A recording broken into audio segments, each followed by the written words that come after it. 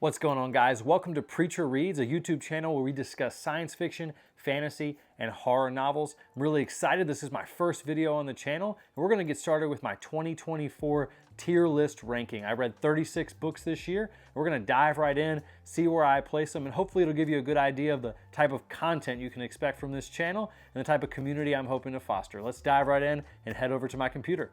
What's going on? We are over at the computer now, and we're going to dive into our tier list. Like I said, I've got 36 books that I read this year. Excited to dive into them. We're going to start with the first book I read and go in order all the way to the end. A couple other things I want to do that were kind of inspired by Elliot Brooks's channel is every tier is going to have the same amount of books. So we've got 6 tiers. We're going to have 6 books in each. We've got our top tier, our still great, our good, our passable, our meh, and our not for me's. So this is gonna be a little bit difficult, but I think it helps to not have a bunch of books in still great or good and to be able to even things out and really think about them a little bit. Now I'm gonna give myself one little caveat to that, and that is gonna be that at the end, I'm gonna be able to move 6 books. I'm going to have 6 moves to try to get everything in the exact order I want. And I'm also going to try to rank each book within each tier. So let's get started. First book we have is Iron Gold. Ooh, I like Iron Gold more than most people who even loved the series. I thought the switch to multi-POVs was fantastic. I really enjoyed the introduction of some of those POVs. We're going to try to keep this video as spoiler-free as possible, but I think the multiple POVs was awesome. I think some people struggled with the pacing because it was slower to start because they had to introduce those POVs, but that's okay. I'm going to put Iron Gold into good for right now. Good is going to be a book that I'm excited about at this point. Moving on, we've got Leviathan Wakes, the first book in this series. I thought it was very good. I moved on in this series after this one and really wanted to continue. I'm going to also put this one in good to start. Next, we have Will White's Captain. I actually have never read Will White before this, but I decided to pick up The Captain, part of the Last Horizon series. And it was fun. It was good. It was lighthearted. It was a little absurd, as you would expect from Will White. I thought it was good, but we're going to go ahead and put that in passable for right now. Dark Age. Oh, Dark Age. I love Dark Age. I don't know if it has something to do with the fact that I love horror, that I came kind of from the horror genre primarily, but I'm in love with Dark Age. Thought it was fantastic. That is going to be in still great. Man, it should be top tier if it wasn't just such a good reading year for me. All right, moving on, we've got Pure Nessie. This one is not even a question. One of the greatest books I've ever read. If you have not read Pure Nessie, you should pick it up. I don't care what kind of books you like. I don't care what your taste is. Pure Nessie is just an experience. It's short, it's quick, but man, it just sticks with you. It just stays with you. We read this in a book club that I'm in, and we have a lot of different tastes in books, a lot of different opinions on books, and this was one of the ones that we almost all agreed was an all-timer for us. And so Pure Nessie, Susanna Clark, fantastic book. Moving on, we have The Tainted Cup. Loved this book. I don't know if I would call it great. I think I'm gonna put it in the top of good for right now. I'm excited to see what happens in the next book that's coming out in 2025. I mean, it really set up a cool world, set up a cool premise. I didn't think that the mystery was amazing by any means, but I thought it was passable, but then moved into good because of the world and the characters. And so I think book 2 could really take it a next step. I'm excited to read that in 2025. Carl's Doomsday Scenario is our next one. Man, that one's tough. To be honest with you, man, a lot of the Dungeon Crawler Carl books kind of mold together and fall into like one kind of big opinion that I have about how amazing that series is. But I do remember Carl's Doomsday Scenario was one of my favorites, probably my second or third. So we're going to go in still great right now for Carl's Doomsday Scenario. Next, I picked up Caliban's War, second book in that series. Thought it was good. Did not think it was quite as good. It was fine. It was definitely better than passable. Not in the same ballpark as The Captain. I think everyone who loves that series has a reason to. I have not continued since Caliban's War, but I plan on it. and I just some other stuff has come up. And to be honest with you, out of the three major things that I like to read with fantasy, sci-fi, and horror, sci-fi is probably third. And so it's not going to be as much sci-fi in here. And to be honest, the Caliban's War, while it was good, I just wasn't super excited to dive into the next one with everything that I had on my TBR. So moving on, I next jumped into The Book That Wouldn't Burn, which this is an interesting one because I despised Prince of Thorns. Oh my, we DNF'd Prince of Thorns in my book club. I think only one person finished it. It was just not for us.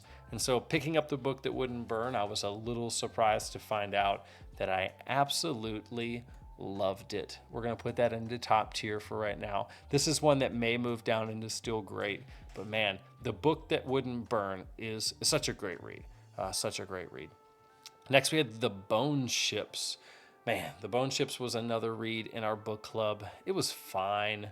We're going to go with a meh, though, because I didn't even think twice about reading the second one. There was nothing really wrong with it. It didn't capture me in this year with everything that I had to read and everything that was just really killing it for me. It just didn't grab me. So I'm going to go meh for The Bone Ships. Oh, Pierce Brown, Lightbringer. Pierce Brown, Lightbringer. Top of top tier. It's not moving. It was my book of the year in 2024. I mean, come on. Red God just needs to get here. Wow. Moving on, we have Empire of the Vampire. Fantastic book. One of my favorite reads of the year. Did not think I was going to love it. I'm not a huge fan of a lot of language. I'm not a huge fan of some of the spiciness that was in this book. But the character work, the world, Empire of the Vampire was so good. Moving on, Grace of Kings. The Grace of Kings was good. It was better than Leviathan Wakes, worse than Iron Gold for me. I have probably not a super popular opinion on this series. I thought that The Grace of Kings probably should have been a standalone. I thought it ended and I went, that was awesome. I'm done. And I ended up reading the second one. We'll talk a little bit more in a minute. But man, the thing with that series is the way that it's structured. I find it hard to move to the next one, to get excited. I ended up soft DNFing number 3. And I'll probably go back to it. But Grace of Kings was good. Definitely don't love it as much as everyone else does. Murder at Spindle Manor. This was really good. This was an SBFBO winner. It was quick. It was easy. And a cool murder mystery. Definitely a better murder mystery than The Tainted Cup, but not as good of world. But it wasn't really going for that. And so I'm gonna put this one into good. And I see we're already gonna have problems here. I'm gonna put this into good above Leviathan Wakes. Moving on, Stephen King. Ooh, you like it darker. Just to let you guys know, I know this is my first video. A little bit of a Stephen King nut. Have moved on a little bit from being, primarily a horror nerd and primarily a King guy. But I still love him. Still has a really, really important place in my heart in terms of the books I like to read. But there's 3 or 4 short stories in here that were awesome, and 4 or 5 that were really bad and a little in the middle. So right now I'm going to have to go impassable because I was not blown away. It was fine. And there's just so many good reads this year. So it's going to go impassable for right now. Ronald Moffe's Small Town Horror. What a good book. I'm going to go with great. Ronald Moffe's Small Town Horror was the first book I read by him. People had told me if you like King, read him. And man, they were correct. Definitely has King vibes. Definitely creates characters like King. Treats the world like King does. In a lot of ways, this is an homage to a lot of King's work. But it had its own voice. It's had its own tone. I really liked it and continued reading him after this. You'll see a couple more on this list. All right. I'm Afraid You've Got Dragons. Not for me. Man, this book I actually put up for our book club. Did not like it at all. Was not a fan. It just not for me. Just not my tone. It was kind of seems like it meant to be witty, seems like it was meant to be very lighthearted, and it was just so lighthearted that it had really no impact on me. Just not for me. The Wall of Storms, also good. I'm going to go with passable, right under King. Again, man, in another year, this may have been in good, but this is in comparison to each other. It's one of the reasons why I wanted to do 6 in each category. So in comparison to the rest of these, man, I don't know. I think I'm going to put it in passable for right now. I may move some things around here in a minute, but for right now, it was good. It was passable. I would recommend the series to people still. I did start the 3rd one after this one. Without getting into spoilers, just the way that this book ends again, I was like, okay, I'm done. That was good. I'm done. And that just seems to be, for me, part of the consequence of the way that he builds worlds, the way that he talks about the world from such a big perspective where there's so much time, there's so much going on. Man, he tends to finish these novels. I don't know how he does it in 3 and 4. He tends to finish the first 2 novels, and it feels done. It really just does. All right, moving on. Ronald Moffe's Come With Me was not as good as Small Town Horror. Was better than You Like It Darker. Oh, man, I really want this in good, but that means good is done, and there's no way good is done. So we're gonna put this in good now, but this is with the knowledge that we're gonna have to move some things around. Again, if you like Stephen King, if you like thrillers, if you like horror, this is a really interesting premise. It has a really kind of vibe of, is there supernatural? Is there not? What's going on with the main character's psyche? What's the world? Is this a grounded, gritty, anti-supernatural world, or is what's happening here, does it get explained by the supernatural? I thought they did a really good job of it. Moving on, Sanderson, Getting Ready for Wind and Truth, had to catch up. Oathbringer, I thought was fine. Man, the slogs in these books, I'm not the biggest fan of Sanderson's pacing. I know that's going to get me in trouble. Heck, it's my first video. Why not? Sanderson, I love. I've really enjoyed the Stormlight Archive. I thought Oathbringer had one of the biggest slogs in the middle.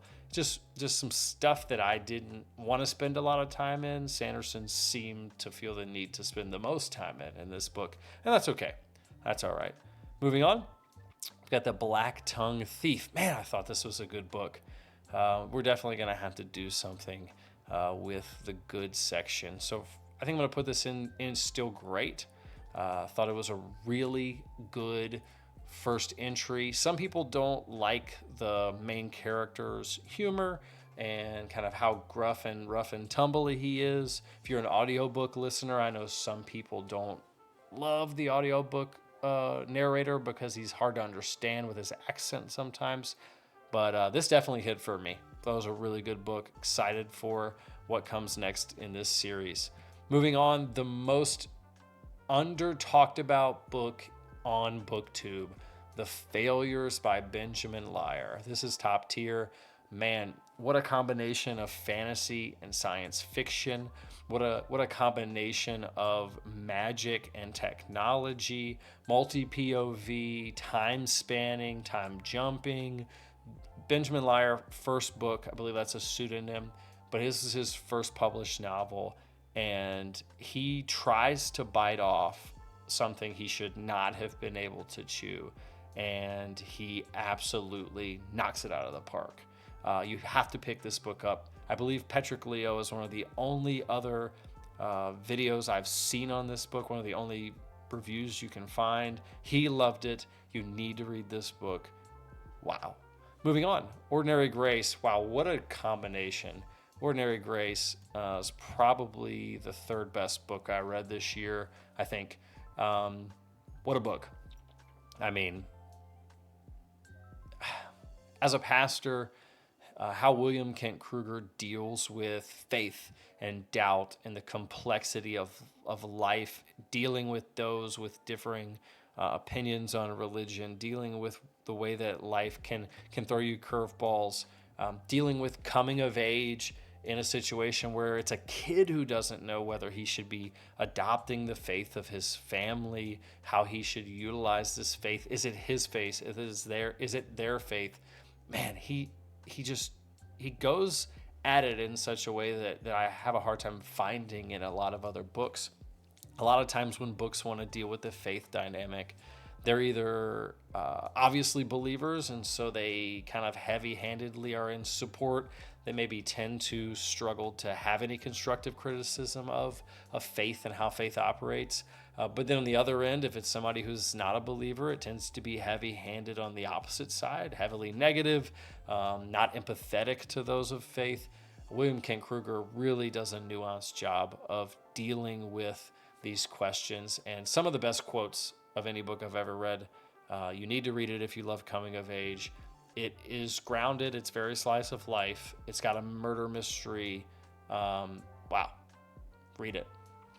Next, Dungeon Anarchist Cookbook. Ooh, this is probably a hot take. My least favorite. It was good. I just did not love the Iron Tangle. Just couldn't get my head around it. Maybe it's a me problem. But still very good. Again, I think I view DCC from the lens of the entire story all in one, and is one of my favorite series of all time at this point. Moving on to another absolute banger, Herald by Rob J. Hayes. It's 100% going to go into top tier. This book was chef's kiss. I really do believe that this book is probably the best world building that I have ever read. The Failures was close, but what a world Rob J. Hayes has created. I mean, just fantastic. I have a feeling the issue we're going to have here is I don't have enough not for me's. So we might have to break the rules. That's okay. We might just have to leave I'm Afraid You've Got Dragons in its own category. But we'll get there when we get there. Moving on to Foundry Side. Foundry Side was good. I now have way too many books in good. I don't know if I want to call Foundry Side great. I mean, it was better than The Tainted Cup. Yeah, we're gonna go great with Foundry Side. I think my issue with Foundry Side was that in some ways it felt a little derivative, but I mean, there's nothing new under the sun at this point. Robert Jackson Bennett has a great voice. He has a unique way of writing the characters that he wrote. It's a unique world. You're gonna feel a lot of heist novel fantasy trope here, but that's okay. But yeah, I mean, I really enjoyed it. It was one of the favorite books that most of the people in our book club read this year. Moving on to Deathless, the first novella closest to Herald. I thought it was good. I'm gonna go in. We're gonna put it in good for right now, and then we'll adjust. I'm gonna go bottom of good. I mean, it's really short, but again, the world's insane. The way that the three books operate together is insane. If you don't know much about the God Eater saga, it's 3 trilogies of trilogies. So he put out 2 novellas and a major novel. One of them was 3,000 years before the present. One was 1,000. One was in the present. Herald's the big book in the present. And then Deathless is 1,000 years before. Because of the way the world building works, without any spoilers, you have characters kind of overarching throughout.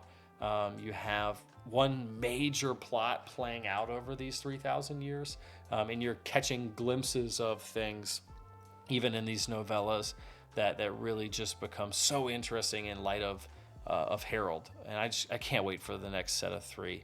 Moving on to The Library at Mount Char. Woo, what a weird book. What a weird book. Okay, we're gonna go above Foundry Side, below Back Tongue Teeth, I think, for this one. It was weird. It was cool. It didn't stick with me as long as I thought it would. Didn't love the characters. Loved the story. Loved the weird. Definitely needed to be in a specific frame of mind for it, but I was at that point. So we're gonna go with still great. Again, I don't think my rules are gonna really apply here anymore, but I'm gonna do my best to even them out at the end. Next, we had The Gate of the Feral Gods. Loved it.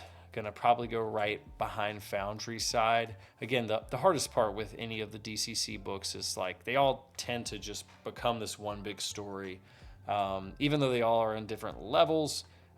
This level I thought was much better than the Dungeon Anarchist cookbook. I thought that it was clear what was going on. I thought that I was able to imagine it more.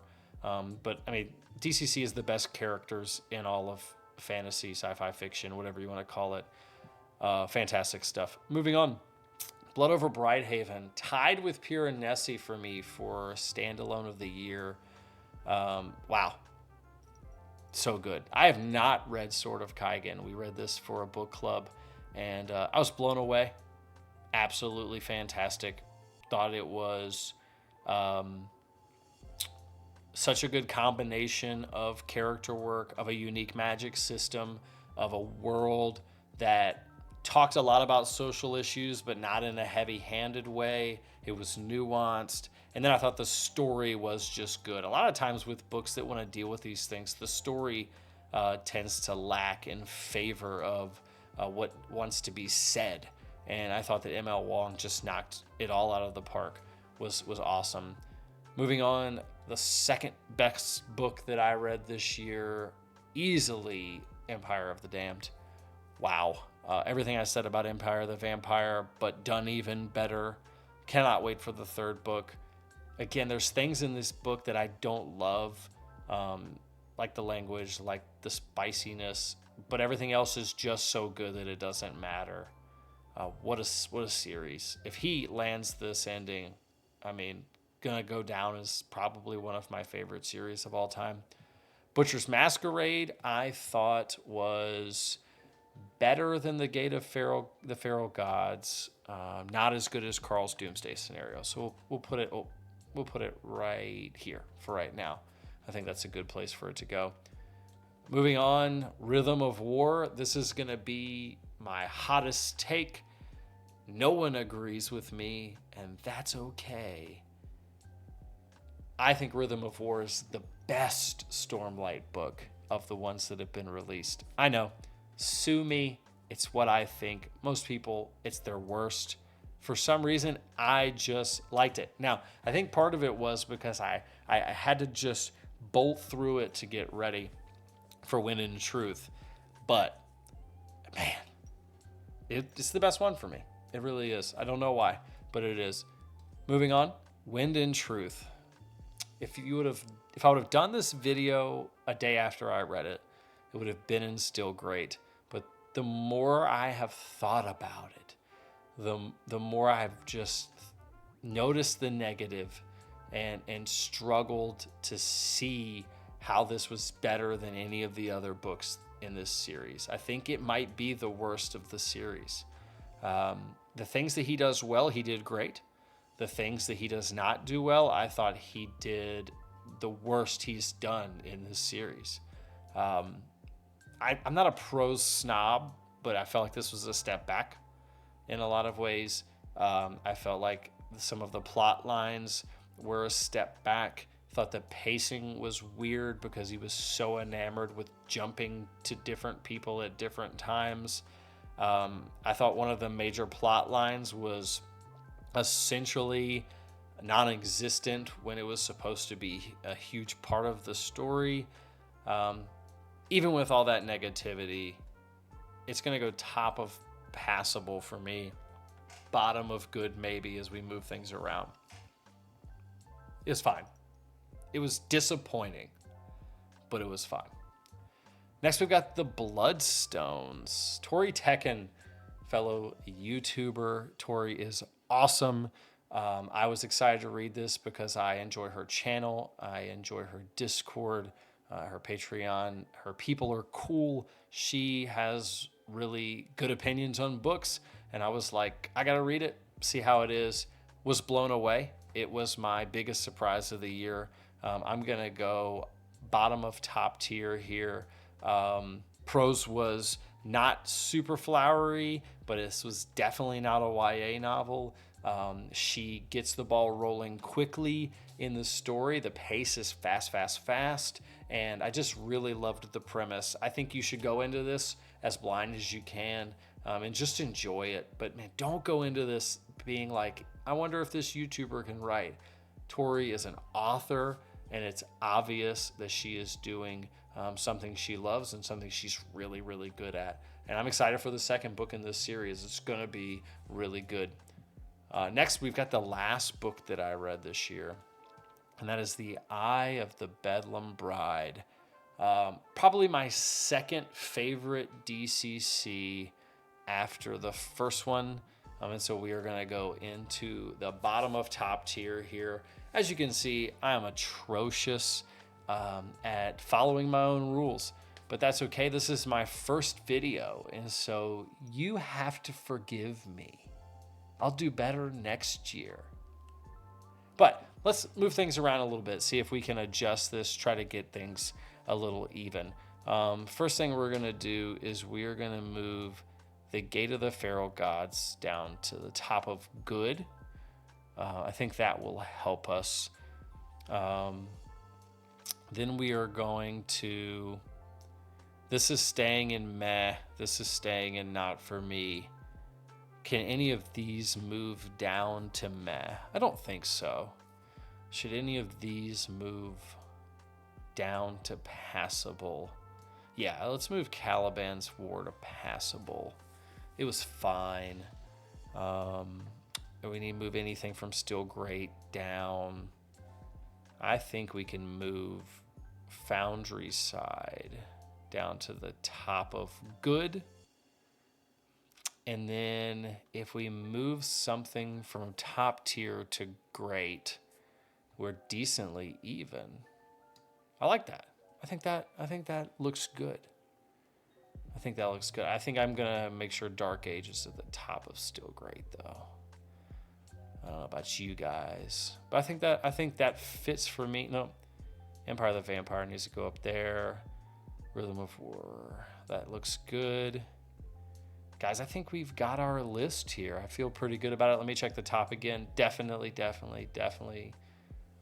I feel good about it. Well, I'm excited to continue making videos on this channel. Hopefully you guys enjoyed this. Hopefully you got a good vibe of the type of books that we're gonna be reading. One thing I'm gonna be doing is when I do reviews, when I talk about my opinions on books, I'm gonna spend some time at the end of a lot of those videos, maybe sharing a Bible verse that has to do with a theme from the book. And just connecting a theme from that book to a truth from Scripture, because at the end of the day, that is what I do, and that is the priority of my life, to glorify God in everything I do. So hopefully you guys enjoy this channel. Hopefully you enjoy any future content. If you like this video, please give it a like. Please subscribe to the channel. I'm going to be doing this as much as I can, given my job and my family. Those are priorities, of course, but I enjoy reading books. I enjoy talking about them. So hopefully you enjoyed this video.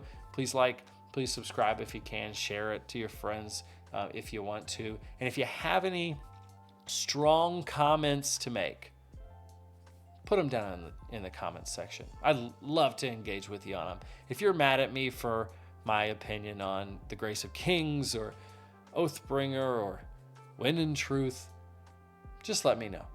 I'd love to talk to you about it.